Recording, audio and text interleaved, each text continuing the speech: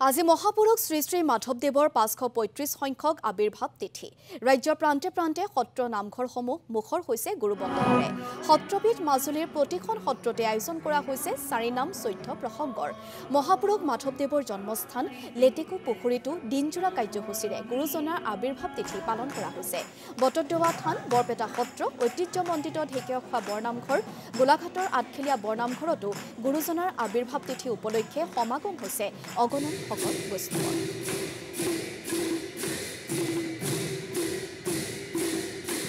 আৰু এনেদৰে আজি শ্ৰী শ্ৰী মাধৱদেৱৰ ৫৩৫ সংখ্যক আবিৰ্ভাৱ তিথি যেটো পালন কৰা হৈছে আৰু বিশেষকৈ যোৰহাটৰ শ্ৰী শ্ৰী ঢেকীয়াখোৱা বৰনামঘৰতো আজি এই বিশেষ অনুষ্ঠানৰ আয়োজন কৰা হৈছে বা ভকত বৈষ্ণৱসকল তাত আহিছে নাম প্ৰসংগ তাত জড়িছে আৰু এই পৰিৱেশ আমি কিছু জানিবলৈ চেষ্টা কৰিম আমাৰ সাংবাদিক বিজু শইকীয়াৰ জৰিয়তে আৰু অন্যান্য ৰাজ্যৰ অন্যান্য নামঘৰৰ লগতে মাধৱদেৱ প্ৰতিষ্ঠিত ঢেকীয়াখোৱা বৰনামঘৰতো উদযাপন কৰিছে বিভিন্ন দিনজোৰা কাৰ্যসূচীৰে উদযাপন কৰিছে এই কাৰ্যসূচী আৰু ইতিমধ্যে দেখা গৈছে যে মহাপুৰুষ মাধৱদেৱে প্ৰতিষ্ঠা কৰা যে ঢেকীয়াখোৱা বৰনামঘৰ এই ঢেকীয়াখোৱা বৰনামঘৰত ইতিমধ্যে বিভিন্ন ধৰণৰ কাৰ্যসূচী আজি দিনজোৰা কাৰ্যসূচীৰে আপন কৰিছে কিছু সময়ৰ পাছতে শোভাযাত্ৰা অনুষ্ঠিত কৰিব শোভাযাত্ৰাৰ বাবে ইতিমধ্যে সজাই তোলা হৈছে ভাগৱত প্ৰতিষ্ঠা কৰিব বা নাও সদৃশ এখন ৰথ আৰু এই ৰাজতে ভাগৱত আৰু তাৰ প্ৰাকমুহূৰ্তত এই মুহূৰ্তত হৰিনামৰ ধ্বনিৰে মুখৰিত হৈছে নামঘৰ প্ৰাংগণ মই পোনে পোনে এই নামৰ মাজলৈ যাব বিচাৰিছোঁ